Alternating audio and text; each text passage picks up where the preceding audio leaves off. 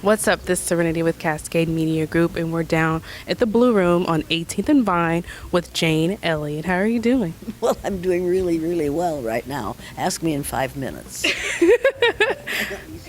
So you've been in Kansas City since Friday, right? I think so. Yeah. I've been somewhere since Friday. Yeah, I think we came in Thursday night, worked all day Friday, and now today. I think so, yeah. I know that you spoke to Shawnee Mission East Yes. on Friday, and I know because I was reading the article from the Kansas City Star, and you told them the future is an opportunity, and what we do in the next few years will determine whether we rise or fall. And I know last night at the Memorial Hall, you kept speaking about the next 30 years. So tell us, what did you mean by that? Statistics say that within the next 30 years, white people will have become a numerical minority in the United States of America. Oh, wow. Therefore, it's extremely, extremely important that white people today treat people of other color groups as the way they want to be, the way white people would want to be treated in the future. Because if we don't behave ourselves in the present, we are constructing a future that could be extremely unpleasant for white people. We cannot allow this kind of racist behavior to go on. We cannot allow people to elect more racist legislators. We cannot allow our leaders to say the kinds of things that are being said about color in this country. We cannot continue to perpetuate the racist behaviors and the racist policies that we have perpetuated in the past. This stuff has to stop.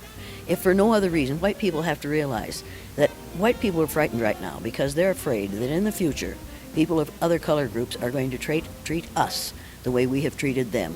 And That's my right. message is change your behavior toward others in the present so that you can construct a future that you will be comfortable in the future. This is ridiculous. We are building our own walls every day. We build walls every day. Well, they're talking about building a wall. Yeah, Yeah. yeah. We're big on walls in this country. We know exactly how to build them. Right. And we know who we're going to build them to keep out now. And it's going to be brown-skinned people. We don't want brown-skinned people in this country because, as a couple of people have said, they reproduce too rapidly. So we've got to increase the white color group, but we call it the white race, which is a lie. There's no such thing. But we want to increase the white color group in order to avoid being a minority.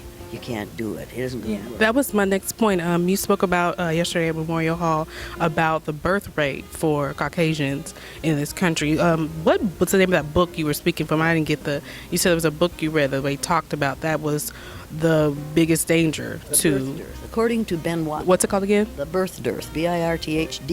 BIRTHDEARTH, which means the lack of births. Oh, okay. Yeah, and according to Ben Wattenberg, who was a member of the American Enterprise Institute and an advisor to presidents of the United States, a brilliant Jewish male, but he said in the first paragraph of the book, The Birth Dearth, the main problem confronting the United States today is there aren't enough white babies being born in this country. Oh, wow. If we don't Okay. fix this and do it now, white people will become a numerical minority, and this will no longer be a white man's land. I'm infuriated by that because this has never Wow. been a white man's land. You ask any Native American, Right. and they'll say, "No, this land doesn't belong to white people. This isn't a white man's land. This land was provided for us by the Great Spirit, and we better start taking care of it." We white folks don't take good care of things. And I liked your explanation of when you said something about the spirit, about technically if you went back in time, the first people would be a black male and a white. No. The first people would be black females. Right, you did say, you mentioned that, Absolutely, yes. Because black females could But you- reproduce asexually, but black males can't Right. do that. You brought up the creation story, that's what it was. Oh, okay, yeah. Well, in the creation story, the first man, according to the Yeah. creation story, which we Christians, especially white Christians, just love the creation story. Yeah. But because we don't delve into it too deeply, we just take it at face value. But face value is what it's all about, because in the creation story, the first man was made out of dirt. Well, in order Right. for dirt to be fertile, in the Garden of Eden, it had to be made out of rotted vegetable material, which turns black as it rots. Right, So the you're first right. man was undoubtedly a man of color, and the first woman was made out of Adam's rib. Well, all bone tissue is white. So the first Yeah. couple was a mosaic couple. It was a black man and a white woman, which just tickles me to death. But not everybody is pleased when I say that. In fact, Yeah, quite irritable, quite now you've done it. And then we say, and God made man in God's image. Mm-hmm. Because so that means that God must be a white male, according to white folks. But Yeah. when it says God made man in God's image, it doesn't mean that that God made somebody to look like God. It means that God imagined something walking on 2 feet without feathers, with yeah, okay. a thinking brain. God imagined human beings. God also imagined the boa constrictor, and God also imagined the aardvark and the kangaroo. Right. None of which look like God, because God is a spirit and has neither gender nor color. But we white folks, Want to make them white. we change when we come into a new environment. We immediately change the environment to fit our needs. When people of other color groups come into a new environment, they immediately change their needs to fit the environment. And I never thought about that And until think you about said it. that. And look around you and look around at what people did with this country, with this land, before we white folks got here. So basically, you're saying we are okay with conforming, and white people automatically conform things to fit them. We white people force others to conform to us. Right. Right. We don't have to conform. We expect others and the land to conform to us. And this is wrong. We've got to fix this. One of the ways we fix it is by protesting what's happening with that pipeline in North Dakota. We should Yeah. all be there protesting that. Because as my son, who is operates large equipment, says, Mom, they build bridges over rivers all the time. They could raise that pipeline over the river, just like they do in Alaska. And in Alaska, they put the pipeline up high enough so that the animals it doesn't mess up their migration paths. He said, they could take that over the river. What's the problem?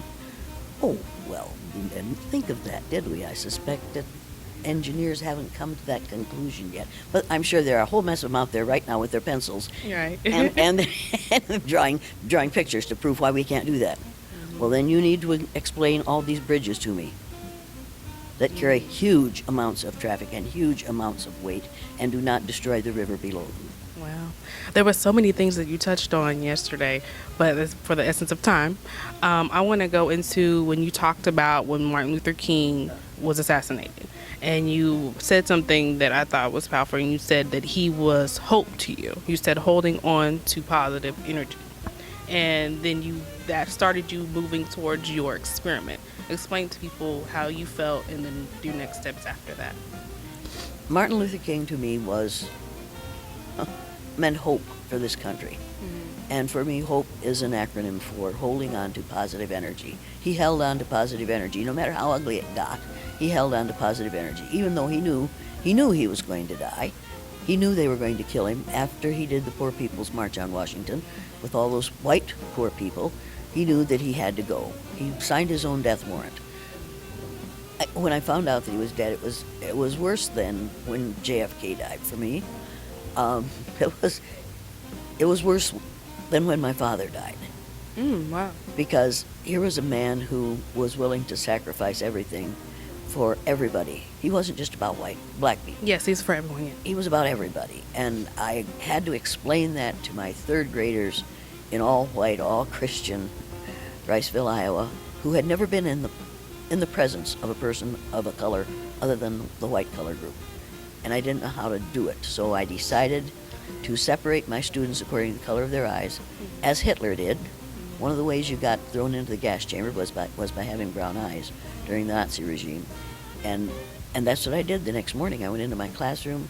We discussed this horror on television, the fact that Martin Luther King Jr., one of our heroes of the month in February, was dead in April. And then I said, would you have any idea how it feels to be other than white in this country? And of course they didn't. Right. I said, would you like to have that experience for a day? Well, yeah, that sounded like fun to them because they didn't know. They had no idea. So I said, okay, today we're going to judge people by the color of their eyes. Wow. And That's powerful. blue-eyed people, since they're in the majority here, they aren't as smart as brown-eyed people. They aren't as clean as brown-eyed people. They aren't as civilized as brown-eyed people. And immediately, within 3.5 to 5 minutes, I had changed the tenor of that classroom. I bet. And I had created a group of people who acted, I now realize, the way I do as a white woman. Well, not anymore. You don't act like white. No, this is really, yeah, you can't, after you go through the exercise, and after you do the exercise, You can never be the same because you've literally changed your brain. Literally changed your brain because you see things in an entirely different light. I watched my brown-eyed students become what white adults had modeled for them. And I saw myself in them, and I couldn't stand the sight of it. I was just sick at the thought that, okay, that's how black people see me on a daily basis. So I had to change what I am, and I had to change what I had been. I didn't change what I'd been taught. My father said a fair thing is a pretty thing, and a right wrongs no man. So it might inconvenience you, it might anger you, but if it's right, it won't wrong you. He really believed that, and that's the way he lived.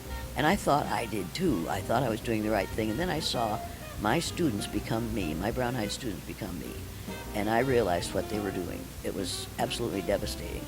And I watched my blue-eyed students become, in their behaviors, what we have stereotyped blacks as being. Wow. It was just terrifying. I watched kids who couldn't read, brown-eyed kids who couldn't read, become readers. I watched blue-eyed kids who could read at the 6th grade level become unable to achieve academically. I couldn't believe it. And every year after that, when I did it, I did little 10-item tests, 2 weeks before the exercise, each day of the exercise, and 2 weeks after the exercise, to see if what I thought I was seeing really was happening. And what was happening was indeed I was changing children's learning ability. On the day they were on the top, they sailed. On the next day, even though they had been on the top, the first day, on the day they were on the top, and they dropped down to a level below what they had been 2 weeks before. Wow. And after 2 weeks after the exercise, they worked at a level higher than that before the exercise, and much closer to that when they were on the top in the exercise. What I did with that, I realized that what I was doing was changing their brains. Yes. I was literally changing their brains. You tell a child he can succeed.